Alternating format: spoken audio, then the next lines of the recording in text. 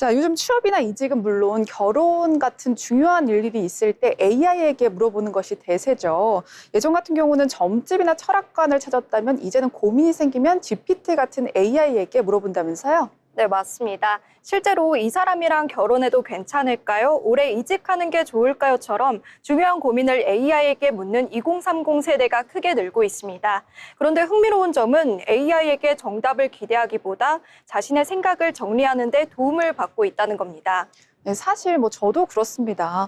나이 들면 가족이나 친구한테 늘어놓을 수 있는 이야기가 점점 줄어들다 보니까 스스로 자문자답하고 이런 것들이 재미가 있어지더라고요. 게다가 사생활까지 지킬 수 있잖아요. 네, 맞습니다. 실제 이용자들도 AI와 대화를 하다 보면 내가 무엇을 가장 걱정하고 있는지, 왜 불안한지를 스스로 알게 된다고 말했습니다. 미래를 예측해주는 존재라기보다 생각을 차분히 정리해주는 대화 상대로 활용하고 있다는 겁니다. 네, AI만의 장점도 분명히 있습니다. 예를 들어서 시간과 장소에 구애받지 않고 언제든지 대화할 수 있고요. 또 이전 대화 내용을 기억해서 상황에 맞는 답변을 해주기도 하고요. 많은 이용자들이 만족하는 것도 결국 이러한 이유들 때문이겠죠? 네, 아까 말씀해주신 대로 연애나 진로처럼 말하기 어려운 고민도 부담 없이 털어놓을 수 있고요. 심리적 위안을 얻는다는 의견이 많았습니다. 여기에 비용 부담이 적고 접근성이 좋다는 점도 이유로 꼽혔습니다. 네, 물론 주의해야 될 점들도 있습니다. 이제 전문가들은 AI가 사용자의 질문과 기존의 생각에 맞춰서 대답을 하기 때문에 확증 편향을 중요하게 생각해야 된다. 그런 부분들을 좀 조심해야 된다라고 이야기합니다. 네, 그래서 AI를 의사결정을 대신해주는 존재로 보기보다는 감정을 정리하고 다양한 가능성을 살펴보는 보조적인 도구로 활용하는 것이 중요하다고 조언했습니다. 결국 중요한 선택은 충분한 고민 끝에 스스로 내려야 한다는 겁니다. 네, AI가 우리 삶에 가까워지고 있다는 건 분명한 상황인 것 같습니다. 중요한 건 AI에게 답을 맡기는 것이 아니라 나만의 확실한 기준을 세우는 것이 중요한 것 같습니다. 계속해서 다음 이슈 살펴보도록 하겠습니다. 몸을 쭉 펴고 누워서 갈 수 있는 눕코노미가 인기라고 합니다.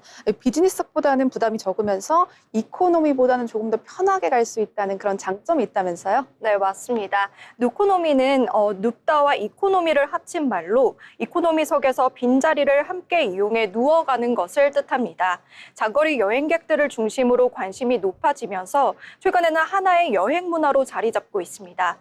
근데 누구나 눕코노미를 이용할 수 있는 건 아닌 것 같아요. 이 눕코노미를 이용할 수 있는 성공 확률을 높이는 방법 있다면서요? 네, 이용객이 적은 화요일이나 수요일, 심야 이른 아침 비행편이 유리한 것으로 나타났습니다. 또 대형 항공기일수록 빈좌석이 많아 성공 가능성도 높다고 합니다.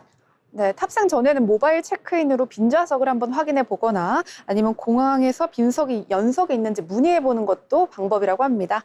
다만 비행기에 탑승한 이후에는 주의해야 될 점도 있다면서요? 네, 맞습니다. 빈자리가 보인다고 해서 마음대로 자리를 옮기면 안 되는데요. 항공기 무게중심과 안전을 위해 반드시 승무원 안내를 받은 뒤 이용해야 하고요. 상황에 따라서는 이동이 어려울 수 있습니다.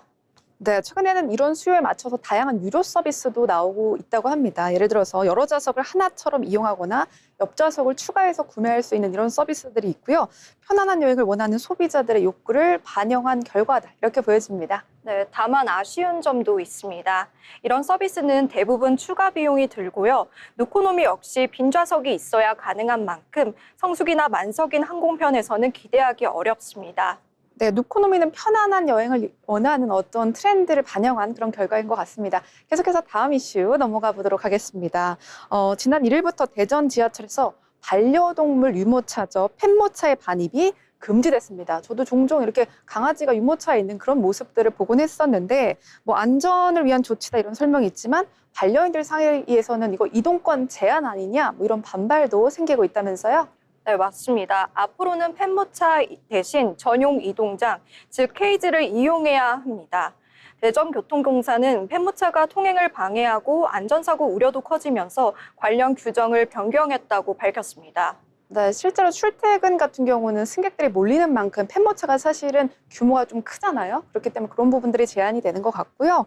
일반 승객들의 불편을 줄이기 위한 조치다라는 게 이번 개정의 배경인 것 같습니다. 네, 하지만 반려인들은 다른 의견을 내놓고 있습니다. 노령견이나 장애견, 몸집이 큰 반려견은 케이지로 이동하기 어려운 만큼 펫모차는 병원 진료나 외출을 위한 필수 이동 수단이라는 설명입니다. 네, 한편에서는 유아용 유모차는 허용하면서 왜 펫모차는 금지하냐 이런 의견도 있는데 저는 사실은 이게 맞다고 생각은 합니다. 박의진 아나운서 어떻게 생각하나요? 네, 저도 그 강아지 병원 데려갈 때 펫모차를 이용했었거든요. 네. 그때는 펫모차를 지하철도 탈 수 있고 이런 것들도 편리했는데 요새 그런 게 없다는 게 조금 아쉬울 수 있을 것 같습니다. 네, 계속해서 이야기해 주시죠. 네, 그리고 실제로 차량이 없는 반려인들에게는 대중교통이 사실상 유일한 이동 수단인데요. 특히 노령견이나 장애견은 펫모차가 꼭 필요한 경우가 많아 전면 금지에 대한 우려의 목소리도 이어지고 있습니다. 네, 전문가들도 역시나 같은 의견인 것 같은데요. 혼잡 시간대를 제외하고 허용하거나 펫모차 이용이 가능한 객차를 운영하게 해달라 이런 이야기들이 나오고 있죠. 네, 결국 안전과 이동권 사이에서 균형을 찾는 것이 핵심입니다. 대전교통공사도 시민 의견을 반영해 시간대별 탄력 운영 등을 검토하겠다고 밝혔습니다. 네, 계속해서 다음 이슈 살펴보도록 하겠습니다. 지하철에서 늘 익숙하게 듣던 목소리, 짱구는 못 말려의 짱구 엄마였죠. 성우이십니다. 성우 강희선 씨가 향년 65세로 별세했다라는 안타까운 소식이 있었습니다. 네, 강희선 성우는 서울과 부산 지하철 안내 방송을 비롯해 짱구는 못 말려의 복미선과 맹구, 그리고 수많은 영화와 애니메이션 더빙을 맡으며 40년 넘게 활동했습니다. 이름은 낯설어도 목소리만큼은 우리 일상 속에 깊이 자리 잡고 있었던 성우였습니다. 특히 해외 영화를 많이 즐겨보시던 분들이라면 유명한 외화 속 목소리죠. 줄리아 로버츠, 샤론 스톤, 니콜 키드만의 바로 그 목소리를 했던 그 성우입니다. 그만큼 많은 사람들의 추억 속에 남아 있었는데 이게 어떤 커뮤니티를 보니까요. 별세 소식에 좋아요 3만 개가 달렸더라고요. 네, 무엇보다 많은 사람들에게 감동을 주는 건 진단받은 이후에도 활동을 멈추지 않았다는 사실입니다. 강희선 성우는 2021년 대장암이 간으로 전이돼 시한부 선고를 받았습니다. 항암 치료를 47차례 받으면서도 짱구 극작판 녹음을 이어갔고요.